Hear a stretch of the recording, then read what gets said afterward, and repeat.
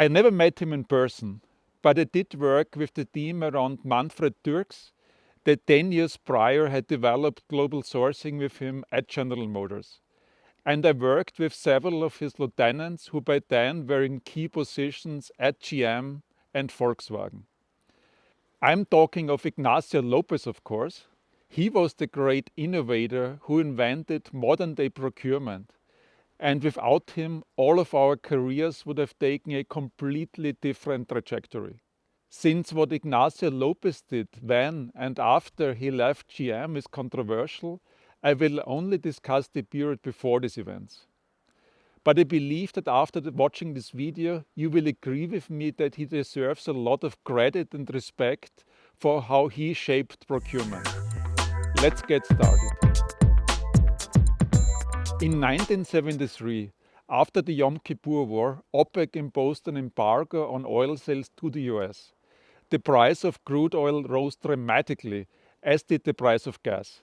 The big cars made by GM, Ford and Chrysler soon became known as gas guzzlers and were badly hit. In this moment of weakness, Toyota, Nissan and other Japanese car makers saw an opportunity to capture the growing market for smaller, more fuel-efficient cars. But what really separated the Japanese automakers from their rivals was the quality and affordability of their products. These had everything to do with their manufacturing processes and their approach to procurement and suppliers. This can best be explained with Toyota. Under its chief engineer Daiichi Ono, a management genius in the tradition of Taylor, Ford and Sloan, Toyota pioneered new forms of process innovation. Put together, they formed the foundation of what became known as the Toyota production system.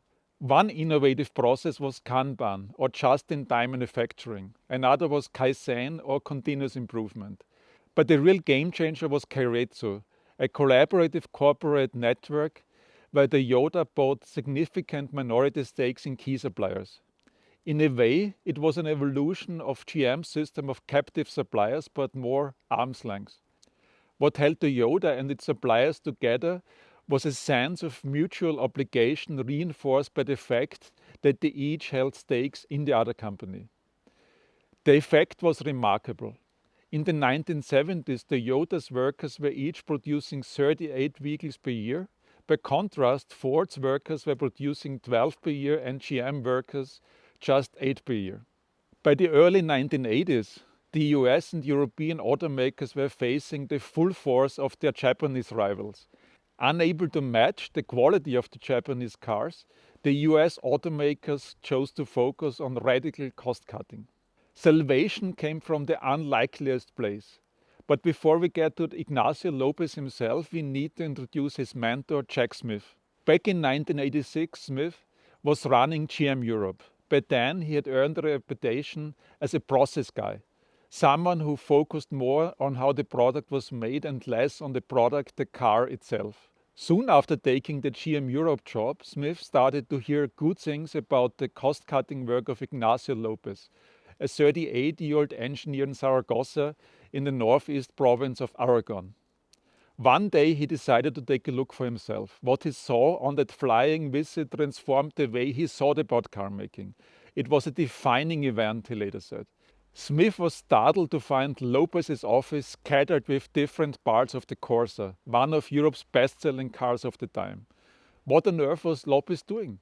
Lopez was conducting what would now be called a teardown, completely dismantling the car, inspecting the components and searching for ways that GM could cut its cost without compromising quality. Not only that, but he said he had found a way to save cool 600 Deutschmarks or $730 in today's money for every single Corsa. Smith was so impressed that he offered Lopez a new job at headquarters in Rüsselsheim as head of the firm's European procurement operation. Within weeks of arriving, Lopez was making his presence felt. He adopted an aggressive, combative style with GM suppliers. An outsider in a cozy world where suppliers often wined and dined decision makers in order to secure lucrative deals, Lopez was a disruptive force. Not content with shaving 2% of his supplier's contract, he demanded dramatic cuts of 20%. When the suppliers protested or refused, he did two things. First, he launched a bold program of global sourcing and sought competitive suppliers from around the world. Suddenly, the local German suppliers, who had built an easy, comfortable, and indeed lucrative relationship with GM, were being forced to compete for business with rivals half a world away. Second, Lopez introduced a new initiative called the Program for the Improvement and Cost Optimization of Suppliers, or PICOS for short. He sent crack teams of manufacturing and operations experts to the suppliers with the task of finding out how the parts and components were made and how they could be made more cheaply and more quickly without compromising quality. Of course, GM Europe's traditional suppliers did not like Lopez's actions. They were used to keeping how they made their products a closely guarded secret. Now they were being forced to share this secret information or face losing the GM contract. They kicked back. They branded him the Rüsselsheim Strangler and the Basque Bully. The cost-cutting initiatives were having a dramatic impact on GM Europe's profitability. In 1987, the division made a net profit of $1.3 billion, the first profit since 1982, when the reported number was just $6 million. The following year, when GM Europe was on its way to deliver another impressive financial performance with net profits of almost $2 billion, Jack Smith was asked back to Detroit, where he was appointed Executive Vice President of International Operations. Lopez stayed in Europe and continued his good work. GM Europe's net profit stayed around $2 billion in 1989 and in 1990. Then in April 1992, he got a call from Smith to come to Detroit. Suddenly, GM's American suppliers were in his sights. When Lopez arrived in Detroit, he let it be known that times were changing. In a highly symbolic move, he ceremoniously switched his watch from his left wrist to his right. He said he would not move it back until GM had recorded record profits in North America. His loyal procurement executives, the people he called warriors, because they were engaged in a battle to put GM back in the black, followed his example and strapped their watches on their right wrist. Not surprisingly, Lopez became some kind of a cult figure. But if it was his eccentric actions that attracted the interest of the media, it was his smart organizational reforms that attracted the ire of GM's long-standing suppliers. First, he centralized the procurement operation, creating one office, where previously there had been 27 offices. Until then, suppliers had been able to strike different deals with different procurement managers, and some of the managers were more scrupulous than others.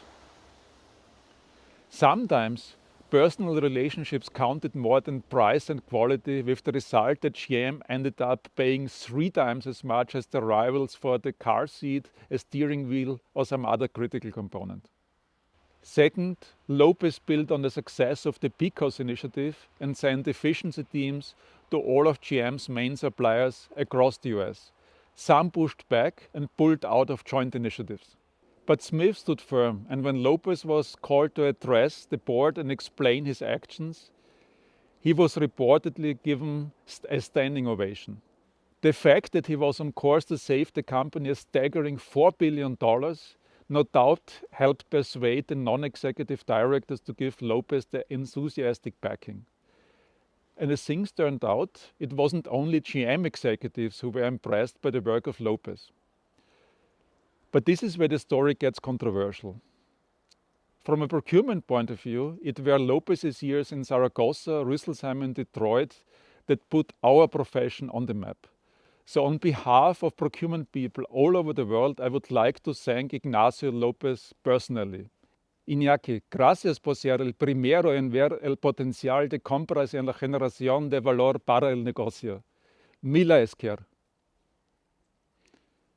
Okay, I have not much to say after this. If you like this video, please leave me a like and subscribe to my channel. And if you want to ensure that you get notified of the next video, hit that bell icon. Should you want me to cover another aspect of the history of procurement, please let me know in the comments down below. Thank you for watching, and I see you in the next one. Bye.